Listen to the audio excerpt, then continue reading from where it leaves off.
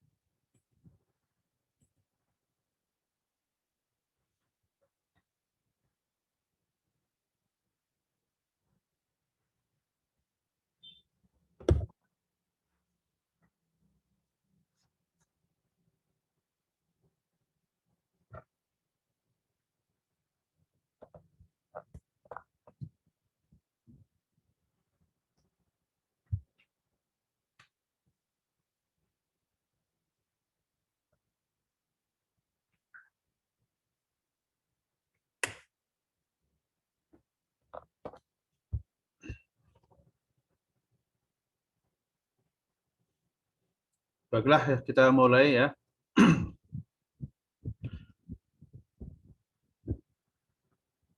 Sebelum kita masuk ke materi, untuk pertemuan yang ketiga ini kita absen melalui WA ya, sampai jam 10, nanti 5 menit lagi nanti absen di YouTube.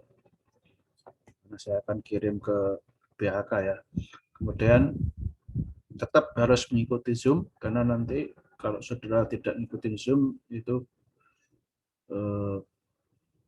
akan ada penilaian kehadiran dan partisipasi, maka akan nilainya akan berkurang. Karena kalau saudara nggak hadir di Zoom, berarti nanti nggak hadir dalam pertemuan kuliah, hanya absen doang. Karena materinya disampaikan di Zoom.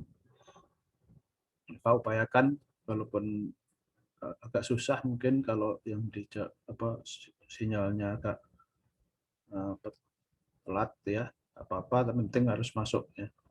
Nanti di akhir-akhir pertemuan pertama, saya akan print screen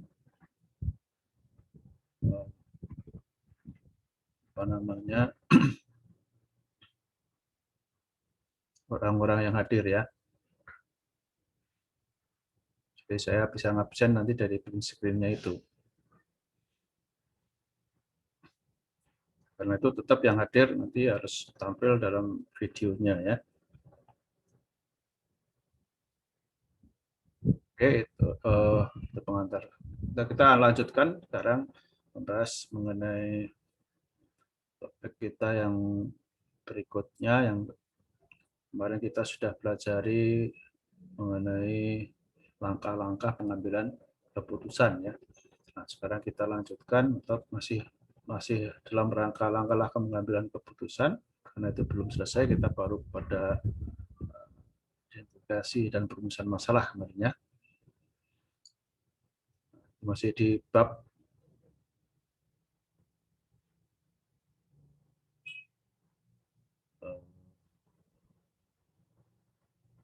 dua ya. Data di sini jangan dilihat dulu karena ini masih ada perubahan nanti ya. Jadi nanti perubahan dari buku pengambilan keputusan ini yang terakhir saya akan kirimkan ke grup ya. Jadi saudara-saudara yang sudah memiliki bukunya, nanti revisi atau update dari buku ini sudah bisa lihat di grup buku pengambilan keputusan ya, bukan di grup ini ya, bukan di grup kuliah, di grup buku pengambilan keputusan. Ini terus saya update nanti ya. Oke, kita sekarang masuk di bab kedua ya. Kemarin sudah kita sampai di pemilihan masalah ya.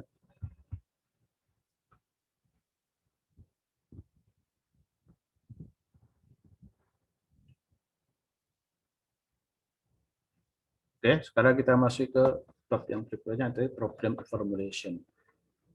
Nah, kenapa problem formulation? Setelah masalah ditemukan, dipilih yang mana yang akan diselesaikan, maka kita membutuhkan namanya langkah perumusan masalah. Perumusan masalah ini seperti yang kita melakukan kemarin, ini sudah kita pernah jelaskan sedikit. Dilakukan dalam rangka apa? Supaya masalah itu bisa dipahami oleh orang lain, bukan yang menemukan, ya, tapi orang lain. Karena yang menemukan sudah tahu masalahnya apa. Tapi kadang-kadang masalah itu tidak selalu bisa diselesaikan sendiri. Kalau sudah punya masalah pribadi, tidak bisa selesaikan sendiri, minta tolong kepada orang lain, maka orang lain harus tahu masalah saudara. Maka saudara mengemukakan masalah itu melalui perumusan masalah itu. Ya, baca dengan kata-kata ya. Kecuali kalau nanti dalam perumusan mungkin matematis ya, itu pakai huruf dan angka atau pakai simbol-simbol, itu bisa terjadi. Tapi pada umumnya ya digunakanlah kalimat atau kata-kata yang bisa diterima dengan jelas oleh pihak yang ingin mengetahui masalah tersebut. Nah, yang kedua, kalau masalah itu akan dirumuskan apabila saudara ada di dalam organisasi. Ketika organisasi punya masalah, kan yang tahu tidak boleh hanya orang yang menemukan masalah itu, karena itu masalah organisasi, masalah bersama. Nah, biasanya lalu dilaporkan masalah itu. Nah, ketika dilaporkan harus ditulis masalah itu. Nah, itulah disebut kan formulasinya, dikomunikasikan ya. Nah, itu seperti itu kira-kira ya. Nah, perumusan masalah itu ada susah-susah, gampang gitu ya. Kira-kira begitu, tergantung dari masalah, seberapa pelik masalahnya itu nanti dan kondisi yang meliputi. Karena problem masalah itu sebetulnya ya terkait dengan identifikasi. Kalau identifikasinya mudah, maka merumuskannya akan agak mudah. Ya, jadi ada dua hal yang mempengaruhi kejelasan dalam perumusan masalah ini, ya, situasi dan kondisi permasalahannya. Ya. Kalau sudah punya permasalahan dengan faktor-faktor penyebabnya yang jelas, tujuannya yang jelas gitu ya, maka perumusannya juga bisa dilakukan dengan jelas. Yang kedua adalah kemampuan manajer dalam mengidentifikasi dan melihat situasi kondisi permasalahan itu. Semakin baik pengalaman dan keahlian manajer, ya akan semakin jelas dan semakin cepat nanti perumusan masalah dilakukan. Nah, memang kadang-kadang yang menjadi persoalan adalah situasi kondisi itu seringkali kan samar ya, tidak tegas gitu ya. Permasalahan itu kadang-kadang memiliki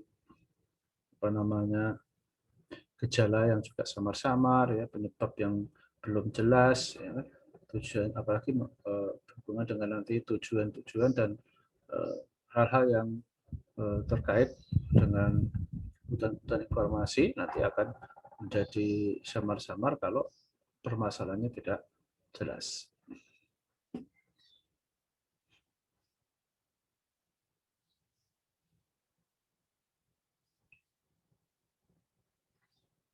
Jadi itu, makanya upayanya harus dilakukanlah perumusan masalah itu dengan baik. Nah,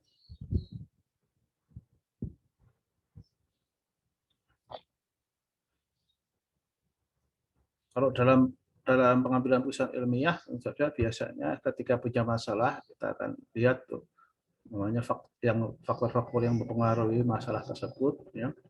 Nah, itu biasanya nanti jadi satu variabel. Nah, kalau faktor-faktornya banyak, variabelnya banyak, nah, ini juga agak rumit nanti menghubungkan satu variabel dengan variabel yang lain. Mana yang jadi masalah, mana yang jadi penyebab. Nah, itu kadang-kadang juga susah untuk dijelaskan. Itu membutuhkan keahlian dan ilmu pengetahuan yang baik ya, dan pengalaman juga ya dari seorang manajer. Nah, ya, kalau terjadi kesulitan dalam artian kompleksitas itu, maka kita harus pintar-pintar nanti menyederhanakan supaya masalah itu menjadi jelas dan sederhana, bisa dipahami banyak orang, dan bisa mudah untuk diselesaikan. Maka kemudian biasanya ya dicarilah yang namanya variabel-variabel yang pengaruhnya paling besar, disederhanakan ya.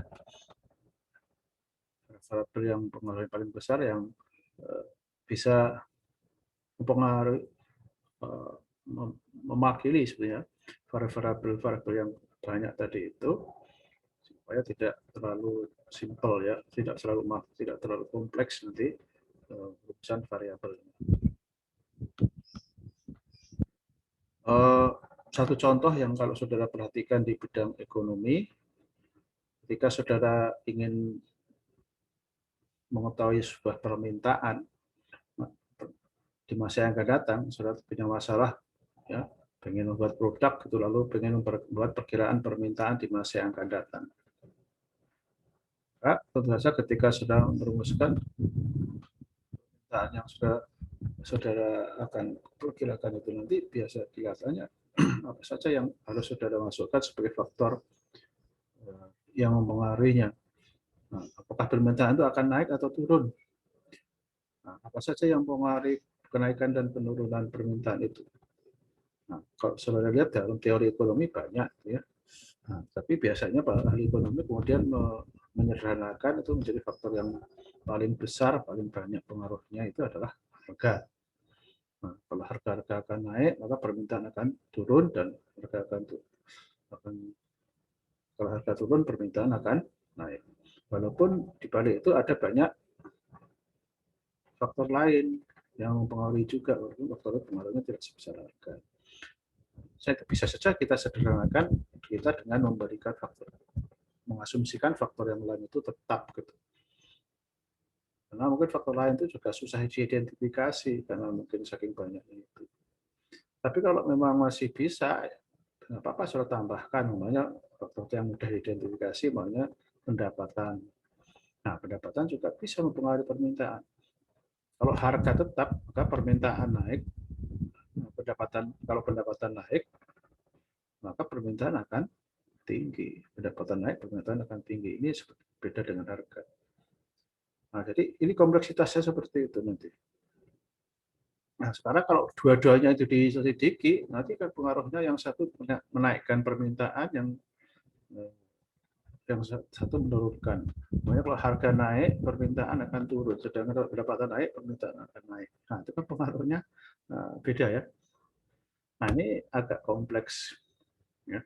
Makanya nanti bisa itu masalah itu dipecah-pecah jadi dua topik permasalahan. Yang kita selidiki dulu harga itu terhadap permintaan, baru kemudian kita nanti kedua bisa kita selidiki dulu pengaruh pendapatan terhadap, kalau sudah mau lebih sederhana. Tapi kalau sudah mau terjebak dalam kompleksitas, boleh juga kita sudah dua-duanya sudah jadikan satu, nanti faktornya secara bersama-sama bisa diteliti dengan menggunakan metode statistik kuantitatif. Nanti sudah belajar di metode penelitian, nanti ada yang namanya pengaruh bersama ya, pengaruh bersama antar variabel, faktor yang mempengaruhi suatu variabel permintaan tadi itu. Ada parsial namanya ya, ada kumulatif ya, ada parsial, ada kumulatif. Nah, itu seperti itu contoh bagaimana kita menyederhanakan persoalan-persoalan yang kompleks.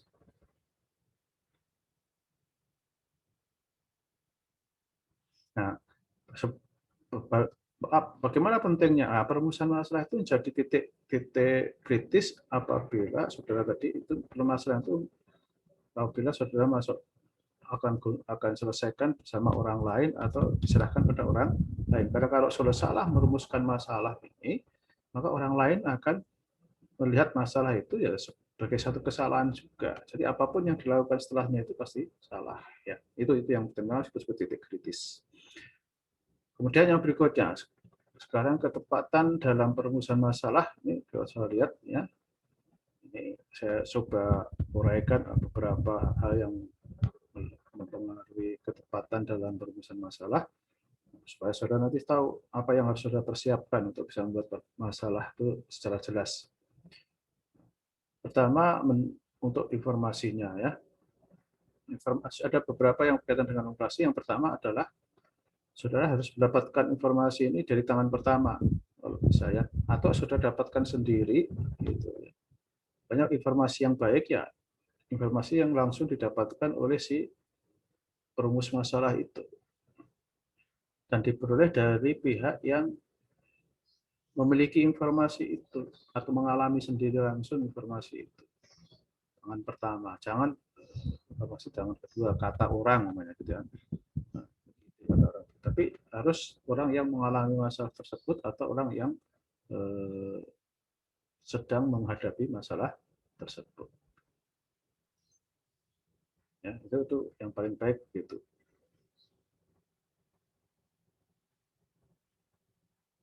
Jadi, untuk mengetahui orang-orang yang berkepentingan langsung atau yang dianggap paling tahu ini ya kadang-kadang tidak mudah, harus melakukan penelitian lebih tersendiri. Kalau saudara umpamanya pengen mengetahui masalah sebuah perusahaan, saudara datanglah ke perusahaan itu.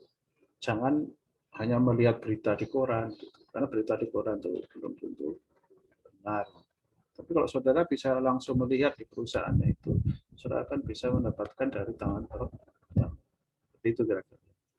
Kemudian yang kedua, mempelajari semua informasi yang mungkin. Nah, ketika sudah dapat informasi dari orang yang mengalami masalah tadi secara langsung, saudara tidak cukup dengan itu untuk bisa merumuskan masalah. Karena saudara harus mengetahui informasi tambahan, informasi pendukung, ya, nanti yang bisa memperjelas permasalahan saudara itu karena kita akan menyelesaikan secara ilmiah. Supaya nanti saudara dapatkan apakah gejala-gejala yang saudara baca, variabel-variabel tadi ya, itu berhubungan seperti apa benar itu penyebabnya itu variabel yang sudah setelah peroleh itu. Maka saudara harus mencari informasi-informasi lanjut itu di sumber-sumber informasi yang lain selain informasi dari lapangan tadi itu. Nah, ini biasanya dalam bentuk buku, majalah kalau saudara ingin menyelesaikan secara ilmiah. Kalau saudara ingin menyelesaikan masalah itu secara semi ilmiah, makanya dari pengalaman orang lain, ya saudara tanya ke orang lain tersebut. Ya, di pengalaman orang lain juga bisa. Kasus-kasus yang terdahulu juga bisa dibaca ulang. Siapa tahu ada kesamaan permasalahan yang ada, sehingga kasus-kasus yang ada itu bisa dijadikan patokan dalam perumusan masalah dan bahkan nanti dalam penyelesaian masalah. Oke ya. Kemudian yang ketiga, mempelajari hasil-hasil perumusan masalah yang telah ditemukan orang lain. Nah, ini kalau sudah ada contoh-contohnya, ya saudara mungkin bisa mempermudah ya, sehingga tinggal menyontek dalam arti ini meniru, bukan meniru sama persis karena pasti beda situasi kondisinya ya, atau waktu biasa berbeda mungkin ya, situasi kondisinya berbeda karena mungkin perusahaannya berbeda dan sebagainya, tetap harus disesuaikan ya.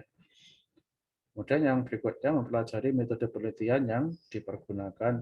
Nah, karena ketika kita merumuskan masalah ini, saudara juga masalah yang baik itu dirumuskan itu menggambarkan metodenya akan seperti apa nanti. Ya, perumusan masalah yang baik itu nanti juga akan menggambarkan kira-kira akan seperti apa metode yang dilakukan. Nah, kalau metode yang dilakukan ini nanti akan selanjutnya akan mempengaruhi bagaimana metodologi yang digunakan, termasuk kemudian sampelnya kalau ini dalam penelitian ya dibutuhkan. Contohnya begini, kalau saudara sampel contohnya ya, metode yang ada yang kita saudara mengalami untuk menyelesaikan masalah kualitas ya, kualitas. Sudah punya pabrik bulam gitu ya, pabrik bulam lampu gitu ya. Saudara pengen mengetahui sebetulnya daya tahan bulam lampu saudara itu seberapa, karena saudara akan membuat iklan untuk meningkatkan penjualan, saudara harus bisa memamerkan kehandalan bulam lampu itu dalam waktu durasi atau lama dia bisa menyala, kalau dinyalakan terus menerus gitu ya. Nah, maka ketika saudara mengurus masalah itu, nanti saudara akan melihat dari bawah nanti bagaimana saudara akan meneliti mengetahuinya itu.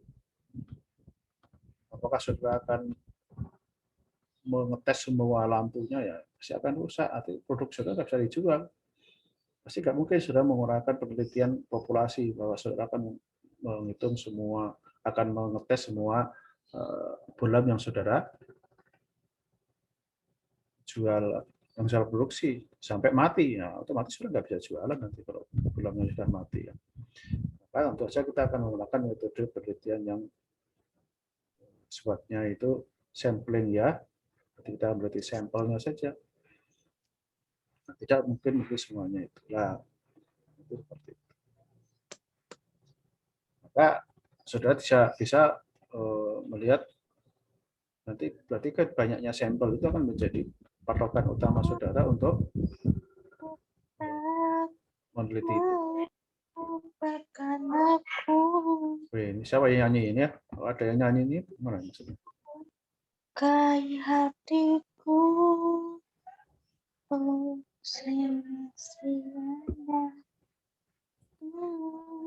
lupakan aku. Siapa yang nyanyi ini? Vivi?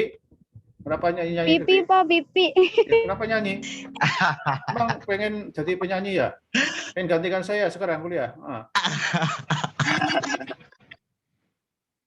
Maaf, Pak, tadi itu.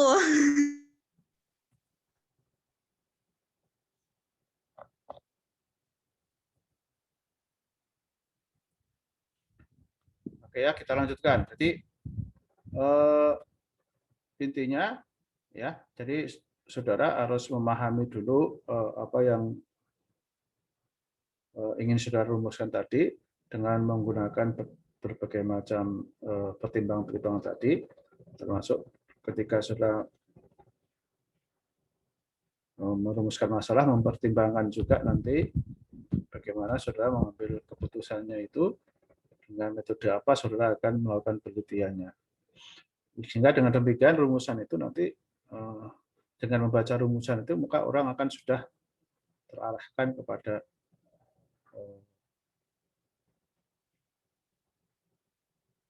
cara-cara dia menyelesaikan masalah. Tapi tidak selalu bisa begitu ya.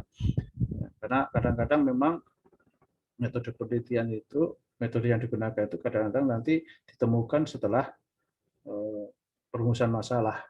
Tapi kalau perumusan masalah itu sudah bisa memasukkan metode yang akan diperoleh, ya silahkan aja, ya, lebih mudah itu. Kemudian yang kelima, mengumpulkan data. Jadi ini sudah masuk dalam data apa ya ini ya? Ini data bukan untuk mengambil keputusan ya, data ini digunakan untuk secara sementara menggambarkan masalahnya itu. Maka dalam penelitian itu ada namanya preliminary control, ya, preliminary control, pengendalian, preliminary research ya, preliminary research, penelitian sebelum penyelesaian masalah itu sendiri dilakukan, yaitu untuk melihat informasi-informasi sekitar masalah itu untuk memahami masalah itu. Nah, kemudian dilakukan analisis, kemudian sudah bisa menemukan masalah itu yang sebenarnya dengan penyebabnya seperti apa, gitu ya. Oke ya, jadi itu kira-kira berbagai macam hal yang perlu dilakukan dalam perurusan masalah.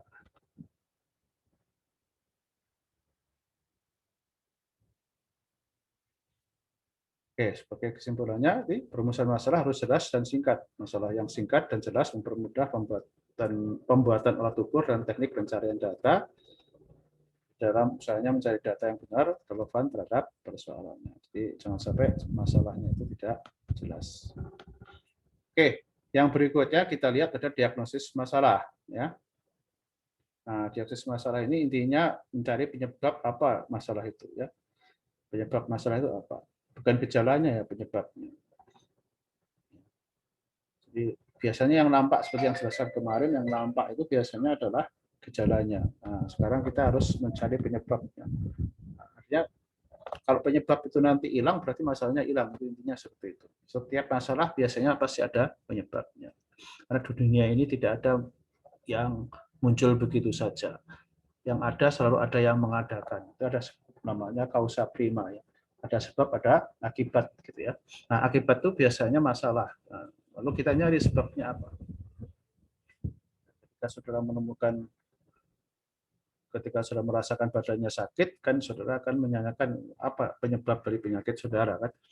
Ketika saudara mengalami masalah, namanya terlambatan dalam perjalanan, kan pasti ada penyebabnya.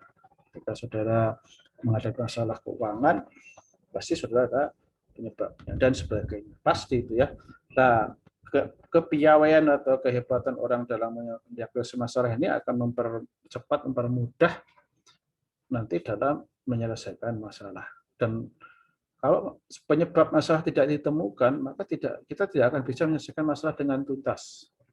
Yang bisa nanti paling-paling menyelesaikan masalah sementara. Sementara yaitu dengan menghilangkan gejala-gejala dari masalah tersebut. Namanya kalau sudah sakit, lalu badannya panas. Padahal panas itu hanya gejala ya, bukan penyebab penyakit.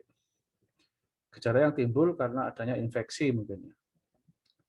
Nah, tapi kalau saya tahu, saudara infeksinya di mana, kena infeksi penyakit apa ya, bakterinya apa, virusnya apa, belum tahu.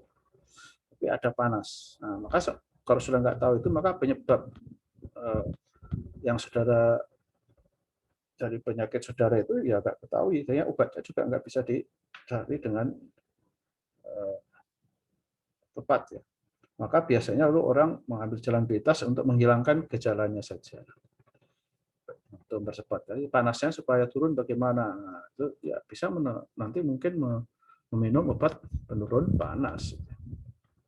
Tapi kalau penyebabnya masalahnya itu virus atau bakterinya belum ketemu dan belum dihilangkan, maka nanti ketika obat itu pengaruhnya reda kan, pengaruh obat itu kan tidak terus-menerus. Ya. Begitu habis obatnya itu di dalam badan, ya saudara akan panas lagi. Lalu harus minum obat anti panas lagi. Terus menerus.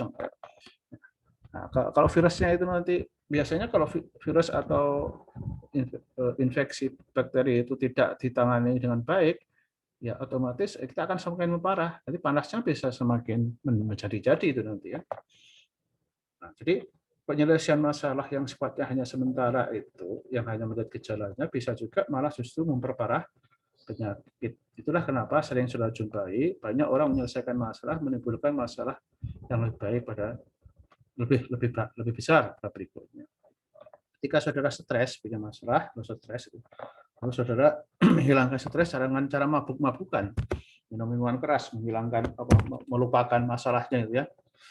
Maka saudara kena masalah lagi, yaitu mabuk itu kan masalah ya. Kalau sudah mabuk, sudah nggak sadar, nanti bisa berbuat sesuatu yang tidak saudara sadari, malah menimbulkan masalah yang lebih besar lagi. Stresnya akan semakin besar lagi kalau sudah sadar nanti ya. Nah, jadi jangan menyelesaikan masalah yang seperti itu. Nah, kalau mau menyelesaikan masalah yang sementara secara cepat, saudara harus melakukan tahapan-tahapan ya, sehingga kalau sudah lihat masalah besar bisa dipecah-pecah menjadi masalah kecil umumnya. Ya, bisa seperti itu ya kalau memang masalahnya bisa diselesaikan. Contohnya begini, ketika saudara kecelakaan, mengalami luka, katakanlah patah tulang. Nah, supaya saudara nanti tidak makin parah penyebabnya, saudara mungkin tidak bisa membetulkan patah tulang itu, tidak bisa menyembuhkan.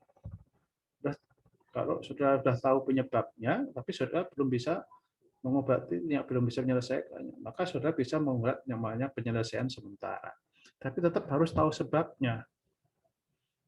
Ya, karena kalau nggak tahu sebabnya, saudara nggak bisa melakukan sesuatu yang sifatnya sementara itu nanti. Ya, itu seperti itu.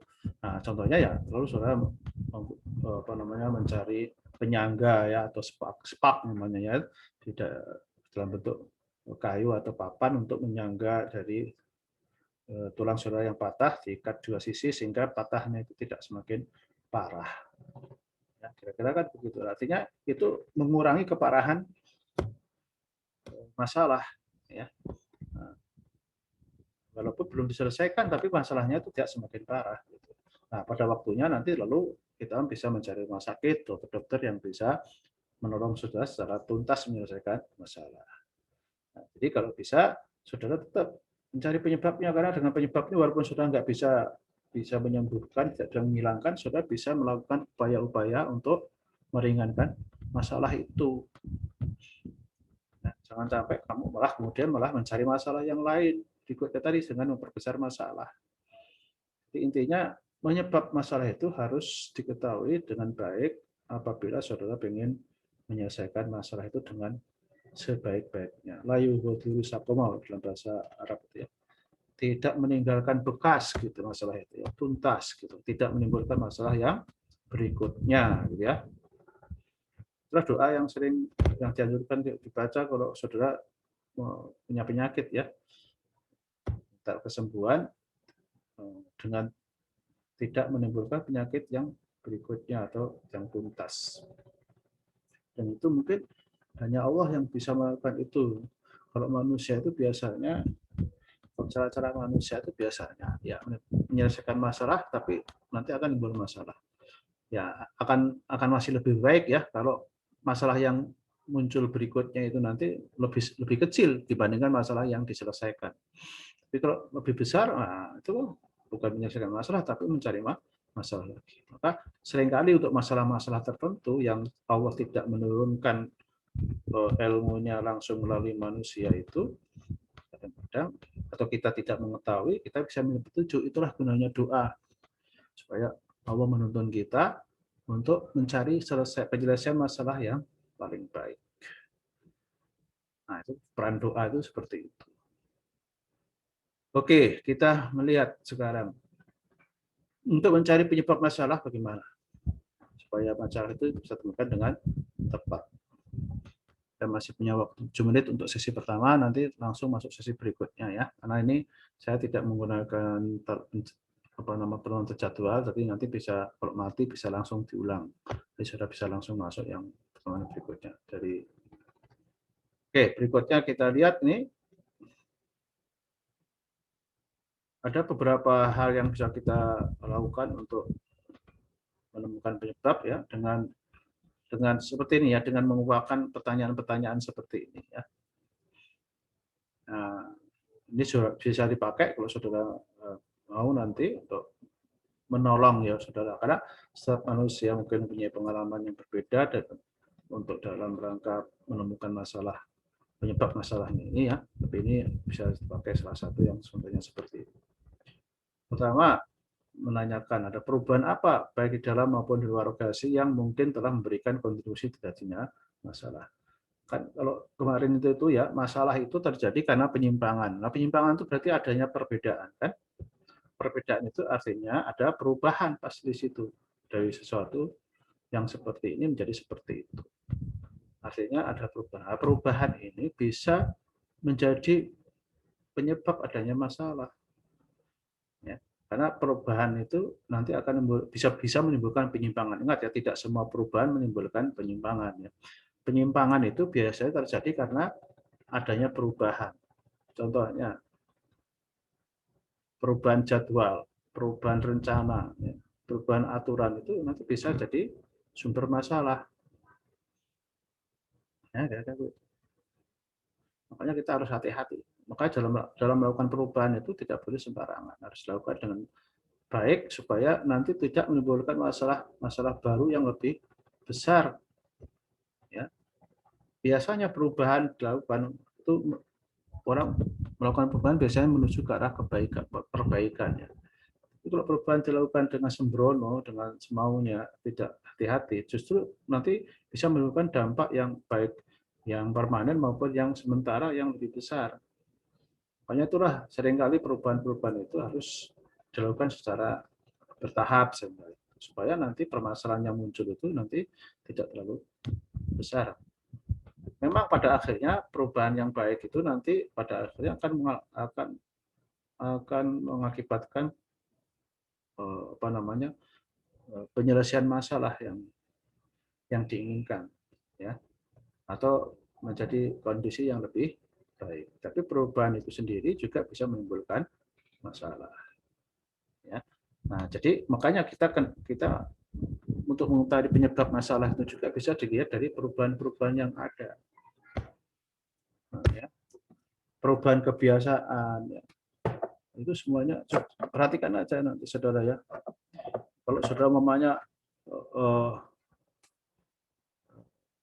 sebenarnya begini, saudara ini orang yang tidak bisa makan pedas, gitu ya. Lalu suatu saat saudara kemudian dipaksa dalam situasi-kondisi tertentu untuk memakan makanan yang pedas, maka yang terjadi apa? Itu kan perubahan mendadak, yang tidak pernah makan pedas lalu sudah makan pedas, maka yang terjadi mungkin adalah saudara akan bisa sakit perut, mules dan sebagainya. Nah, itu contohnya begitu, perubahannya secara drastis. Tapi kalau kepedasan itu saudara bisa lakukan dengan cara bertahap mungkin, ya tidak langsung banyak gitu. Mungkin saudara mengalami masalah mungkin ya kecil-kecil saja, ya. Seperti itu kira-kira, ya. Siapa saja yang terlibat dalam situasi dan kondisi masalah tersebut. Nah, kadang-kadang manusia itu bisa menjadi penyebab, karena di dunia ini sebetulnya kalau secara hakikat, ya Allah menyerahkan urusan dunia ini kepada manusia. Jadi nanti yang akan dimintai tanggung jawab di alam nyata ini, bukan alam gaib, ya. Alam gaib itu jin, gitu kan. Di alam nyata kita di bumi ini adalah manusia yang menjadi penanggung jawab dari semua masalah yang ada, karena sudah diserahkan pada manusia. Yang lain-lain itu menjadi alat manusia, diserahkan pada manusia. Nah, kalau dilihat hakikatnya siapa nanti yang menimbulkan masalah, ya yang bisa hanyalah manusia itu. Makanya semua masalah yang terjadi di dunia ini bisa dikembalikan ke manusia. Seringkali memang dalam kondisi tertentu manusia itu mengkambing hitamkan yang lain. Contohnya, kalau ada kecelakaan pesawat, maka dilihat apa penyebabnya. Apakah human error, kesalahan manusia, atau bukan? Nah, itu kadang-kadang begitu. Kok ada yang kesalahan yang bukan dari manusia, itu apa? Nah, kan bisa jadi alam, Pak. Mamanya itu ada badai, gitu ya. Nah, badai itu kenapa kalau ada badai manusia terbang menuju badai? Itu kan kesalahan manusia juga, tidak bisa memprediksi. Kan ada ramalan cuaca, ada yang bisa memprediksi, manusia itu bisa memprediksi. Artinya kalau ada badai, kok pesawat lewat situ, kan nggak lewat daerah yang tidak ada badainya. Kalau ditelusuri lebih lanjut, adanya badai lewat, ketika pesawat lewat situ ada badai, itu ya kesalahan manusia. Walaupun mungkin bukan kesalahan pilot, ya, tapi kesalahan siapa? Ya, kesalahan yang memberitahu ramalan cuacanya umpamanya salah, kan? Yang harusnya ada badai, tapi diinformasikan tidak ada badai. Yang salah ya manusianya tetap. Ya, dan alamnya gitu. Nah, ada juga menyalahkan pesawatnya yang rusak lah. Pesawatnya yang rusak, yang memelihara pesawat itu siapa? Kan manusia juga. Yang membuat pesawat siapa? Manusia juga. Jadi bisa dikembalikan ke manusia. Oleh karena itu ketika saudara mau mencari penyebab masalah, cari siapa yang terlibat dalam kondisi-kondisi yang menimbulkan masalah itu, yang ada di sekitar masalah itu, yang paling dekat dengan masalah tersebut. Bisa saja orang itulah kemudian yang menyebabkan masalah. Ya. Kemudian yang ketiga, apakah mereka memahami dan memiliki perspektif yang dapat menjelaskan masalah. Orang-orang tersebut nanti kadang-kadang tidak sadar dia menimbulkan masalah atau menjadi penyebab jadi masalah, bisa juga tidak tahu mengenai orang yang dekat itu dengan masalah yang terjadi. Oleh karena itu ya pentinglah kita menempatkan orang itu ketika sudah rekrutmen orang itu dalam perusahaan, dalam bisnis itu adalah orang-orang yang memang ahli dalam bidangnya, sehingga dia tahu kalau terjadi persoalan